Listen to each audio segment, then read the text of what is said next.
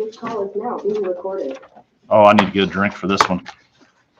I need to, but my drink is empty, so I'll have to pour one. Antonio, can you get my drink? Oh. Okay, kiddos, I hope you all have a good weekend. We got a little bit of reading today. We're going to finish this off. We should be able to, but it's going to be a while. Yes. The good news is this is a 4-point book. So if you've listened, this will do wonders for a lot of my children who haven't been very responsible in reading independently. Alrighty. I'm not naming names, but there's some that are like way down yonder in the pawpaw patch. The pawpaw Instead of getting close to their goal. I hope they're not playing in their desk right now since 4 points are on the line. Adventures in the red zone. Mrs. Hyatt back to her school at 11:59. There were several messages on her desk, and Mrs. Overby had taped a note on her chair that read, "Please come see me in the teacher's room." But the principal was in a hurry. She needed to be on time for fifth grade lunch. 5 minutes later, for her second day in a row, Mrs. Hyatt found herself standing in the middle of a silent cafeteria, holding a big red plastic bullhorn. But today it was different. She looked around the quiet room, and the sight of all these fifth graders deliberately disobeying her, well, it nudged her over to the edge. It pushed her right into the red zone. She gritted her teeth, and an angry haze filled her mind, and she knew she was angry, and she knew it wasn't good to be angry. But she was, and she knew it wasn't good to be angry and try to talk to children at the same time. But she couldn't help herself. She had to talk to these kids right now. She could have whispered, and every fifth grader would have heard her, but she didn't whisper. She pulled the trigger on the bullhorn. Have you forgotten our assembly this morning? The principal's voice echoed off the walls. The kids stared at her, and she aimed the bullhorn at Dave and yelled, "David Tucker, answer me. Do you remember what I told you all of this morning?"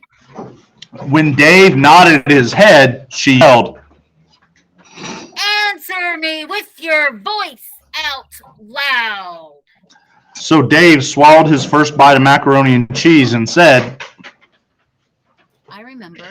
His voice sounded very small. Dave felt like he was the scarecrow talking to the great and powerful Oz. Mrs. Hyatt took 5 steps closer to Dave and shouted, "Then why aren't you talking with your friends?" Dave had never seen Mrs. Hyatt this mad before, and no one had ever yelled at him with a bullhorn. It seemed unfair to be yelled at with a giant voice, so he decided he wasn't going to be afraid or angry no matter what. Dave shrugged and he said, "Nothing to say." Which was perfectly true. Before Mrs. Hyatt had started yelling, he had been very happy just to sit and eat and think. "Stand up!" Dave stood up. Every kid in the room was watching him, and so was Mrs. Marlowe and the custodian and cafeteria workers. And Mrs. Hyatt said, "Talk. I want you to talk right now. I want to hear you tell Todd everything you learned in your classes this morning. Start talking to Todd now." Dave wasn't an angry sort of kid, not usually. In fact, there was only one thing that nudged him over the edge, being bullied. The only time he'd ever gotten into a fight at school was back in second grade when a fifth grader had started picking on him. And that's when Dave had learned that you can't just go along with a bully, because then you get bullied more and more. And that's how Dave felt. Right now, he was getting mad. It felt like Mrs. Hyatt was being a bully with a bullhorn. Again, the principal yelled, "Talk!" And that did it. It was Dave's turn for a trip to the red zone. He glared at Mrs. Hyatt and he shouted, "I do not have to talk now if I don't want to. This is our lunchtime. None of us have to talk." And a sentence flashed into Dave's mind, something he had heard a dozen times on a TV show. This sentence was usually being said to criminals wearing handcuffs, but that didn't seem to matter at the moment. Dave looked around the cafeteria at his classmates and he shouted, "You have the right to remain silent." And with that, Dave pressed his lips together, folded his arms across his chest, and sat down. Lindsay was the first to pick up on Dave's body language. She looked at Mrs. Hyatt and slowly folded her arms. All the girls at her lunch table did the same, and the gesture spread through the room like ripples on a pond. Every kid stared at the principal, arms folded and stone silent. Mrs. Hyatt looked around slowly, drew herself up to her full height, walked briskly out of the room. She walked down the hall to the school office. She nodded at Mrs. Chaplin, the school secretary, and said, "Hold my calls." Then she went into her own office and closed the door. Back in the cafeteria, it was dead calm. Every kid sat motionless, arms still folded, not sure what to do next. Todd started it. He unfolded his arms and nodded at Dave. And he clapped his hands. In 3 seconds, every fifth grade boy was clapping like mad. Dave looked around at his friends and smiled and nodded. And a second later, guess who joined in? That's right, all the girls. And 5 seconds later, the hooting and the whooping began. It was loud in that cafeteria. It was incredibly loud. The clapping and cheering was so loud, the sound went right through the cafeteria doors and walls and thundered down the hall, all the way to the school office and right through the closed door of Mrs. Abigail Hyatt's principal. The phone on Mrs. Chaplin's desk buzzed. An intercom call. "Yes." She answered. The secretary listened and nodded and said, "Right away." She got up, walked out of the office and down the hall and into the cafeteria where it had gotten quiet again. Mrs. Marlowe was standing near the doorway, and Mrs. Chaplin whispered something to her. Mrs. Marlowe nodded and quickly walked halfway across the room. She bent down close to Dave Packer's ear and said, "To the office." Dave swallowed his third bite of macaroni and cheese, looked up into the science teacher's face. "I have to?" She nodded. "Principal's orders." Dave looked around the table at his friends. No one needed to speak a word. Their faces said it all. And the message? 3 simple words. And Dave believed them. "You are dead." Okay, who wants to make a prediction? What's going to happen? Jason. Deep Troubles prediction over here. Do you have a prediction in your room? What do you think, Graham? They're gonna call. Ooh, call his mom. Ooh. All right, let's see. One more, let's do one more in each room. Paisley, what's your prediction? Suspended? Suspended. I think they're going to go swimming. I think she's going to order him pizza because I'm really hungry and pizza sounds good. All righty, here we go. Chapter 19. And if we would have told you the title of chapter 19, your predictions would have been different. I see you. No, the prediction is, the title is geez. There were 227 green tile squares on the hallway floor between the cafeteria and the school office. Dave counted each one to keep him from thinking about what was going to happen next. But he thought about it anyway. Mrs. Chaplin pointed at the principal's door. Okay, just notice that the secretary keeps talking in 2 or 3 word sentences. Go right in. Dave knocked. He knew he didn't have to, but it bought him another 2 seconds of delay. Mrs. Hyatt said, "Come in." And Dave thought, At least she didn't use her bullhorn. He opened the door, and she was standing with her back to him, looking out the window into the school courtyard. Dave blurted out, "I'm sorry." And he said that because he knew he shouldn't have yelled at the principal, even if he had been right, which he still believed he was. He also apologized because he hoped it might save his life. Mrs. Hyatt turned around, and Dave was shocked to see the look on her face because she wasn't mad. She almost looked like she'd been crying, and her nose was pink. She shook her head. That's why I sent for you. So I could say that. I'm the one who got angry, and I yelled first. I set a terrible example. So I hope you will forgive me. Dave didn't remember the last time a grown-up had apologized to him, and to have the principal saying she was sorry, well, he could barely manage a nod at her. She nodded back and then paused and said, So, what are we going to do about this situation? Not sure. Dave said. She frowned. Please, you can talk freely in here. None of your friends can hear us.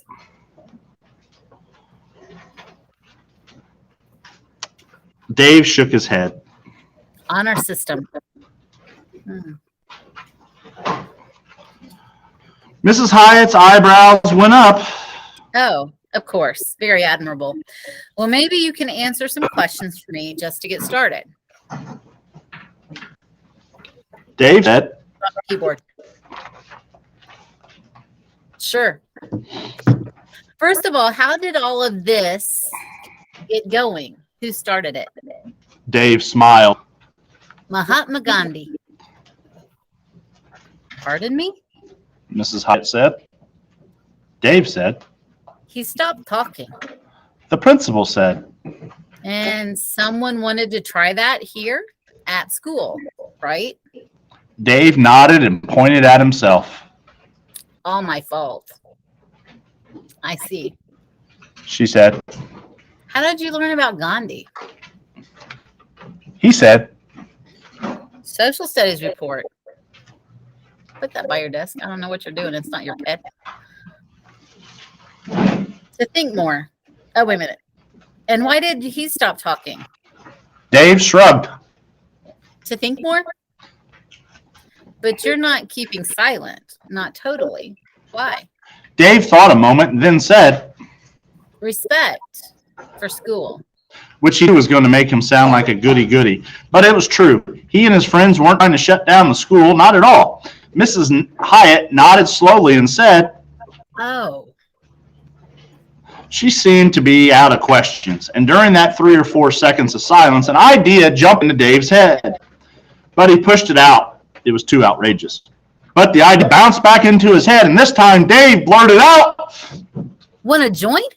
Mrs. Hyatt bunched her eyebrows together. What do you mean? Join.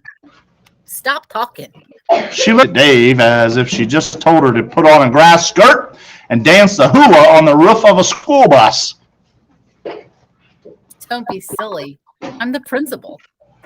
Do you have any idea how many people I have to speak to every single day? Dave pointed at a notepad on her desk. May I? She nodded and he wrote. You can say only 3 words in a row, and only if a teacher or a grown-up talks to you first, except you can talk to a kid first because you're sort of a teacher, and no talking at all outside of school. Honor system. And the whole thing's almost over anyway. It's just until tomorrow. Then Dave smiled up at her and said, It's interesting. Mrs. Hyatt shook her head. I could never. Dave put up his hand like a traffic officer. There. Stop. 3. Mrs. Hyatt smiled, and it wasn't a principal's smile. Dave could tell. She was smiling like a real people smile. She smiled because she realized Dave had offered her something important. Just 5 minutes earlier, she had acted like a monster, but she wasn't, not really. Still, she had behaved terribly. Everyone in the cafeteria knew that, kids and grown-ups both. And the news like that spreads quickly. So, somehow, she needed to remind everyone that she wasn't a monster fast. And Dave had just offered her a way to become human again, because it's a well-known fact that monsters do not have a sense of humor. Trying to think if I know any monsters that have a sense of humor. Oh, well. She tore Dave's sheet off the notepad, bent over to the desk, and did signing of her own. She stepped quickly into the office and handed Mrs. Chaplin the paper. The secretary read it over quickly and said, And I should? The principal held up one finger and said, Type. then she held up two fingers and said, Duplicate. and then she held up three fingers and said, Distribute. and Mrs. Chaplin said, Got it. then turning to Dave, the principal said, Ready, set, go. Dave's head was spinning, but he managed to say, Where? she was already out the office door, and over her shoulder, Mrs. Hyatt said, To the cafeteria. Chapter Ooh. 20. The winners. ooh, who do we think wins? Raise your hand. You think boys. Raise your hand, boys. Do you think the boys win? 1, 2, 3, 4, 5, 6, 7, 8, 9. And girls?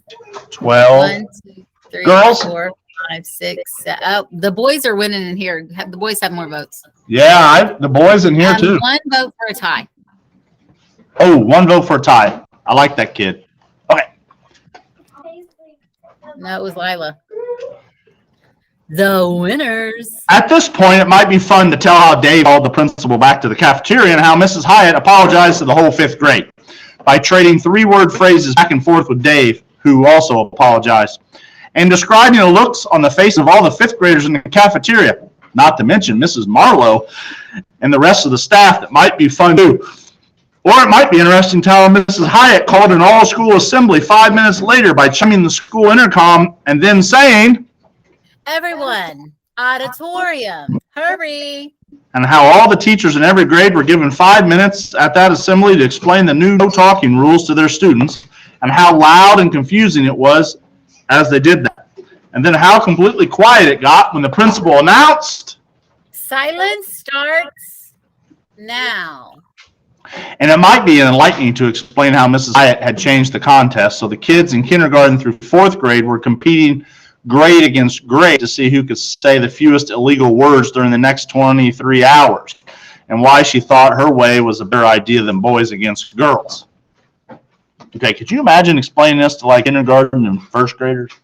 I can't imagine kindergartners not talking. Yeah.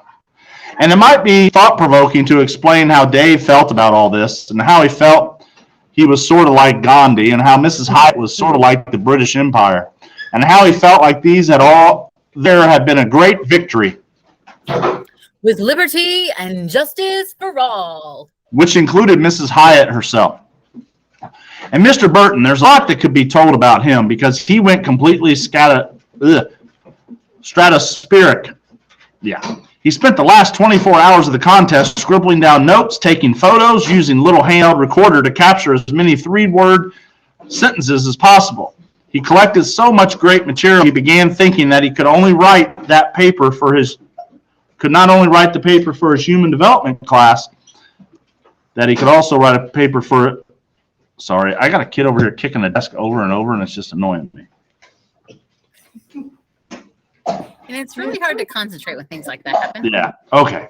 So he collected so much great material, he began thinking that he could not only write the paper for his human development course, he could practically write a whole book about the way the kids and teachers at Laketon Elementary School changed the way they express themselves, changed their view of language itself, what it is, how it works, and how communication can take so many different forms. And speaking in human development, it might be fun to explore why the very youngest kids cannot even imagine how to go without something as amazing and powerful as talking, not even for 10 minutes, which is why the whole kindergarten was immediately excused from this activity. And how about Thursday morning when the boys reported 0 honor system word goofs and the girls reported only 1? Telling how Dave and Lindsay reacted to that news would be revealing. And then it would certainly be fun to peek at the challenges Mrs. Hyatt faced as she kept a strict diet of 3 words at a time. On Wednesday afternoon and again on Thursday morning, she talked with parents, with the superintendent, with the principals at other schools, the electrician who arrived to repair the milk cooler, and of course, with her teachers and with hundreds of kids, all of whom thought it was great to have a principal who just might be a little bit crazy. In fact, the story could jump a whole week ahead or even months ahead to see the way the 5th graders completed the school year as kinder, more careful talkers and thinkers. Because there's absolutely more to tell. There's always more. But as tempting as it is, it's not the time to tell about that. Because this is the time to jump right to fifth grade lunch on Thursday, right to the point when the original contest was coming to an end. Right the moment of truth when the boys and girls were getting ready to compare their final scores. Because with all the goodwill and happy vibes that swirled around Mrs. Hyatt's change of heart, plus the excitement of having the whole school go quiet, you might think that somehow the fifth grade boys against girls contest didn't matter anymore. But it did! Remember when Dave stood up and shouted at the principal on Wednesday? Did you think no one was counting? Not true. Everyone was counting. David said 30 words, grand words, brave and true. But however, all but 3 of them were illegal. At 12:14, 1 minute before the end of the contest, the cafeteria was silent.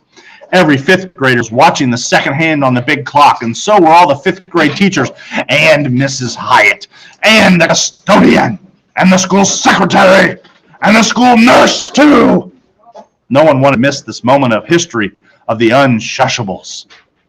Dave and Lindsay sat across from each other at the same lunch table, ready for the big tally.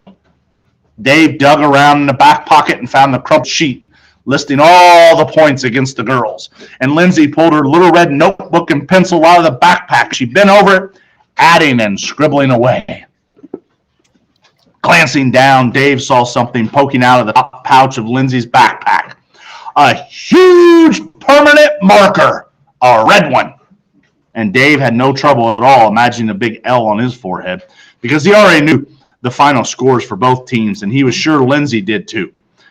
With just 15 seconds to go in the side cafeteria, Lindsay stood up, looked down at the red notebook, took a deep breath, and she talked.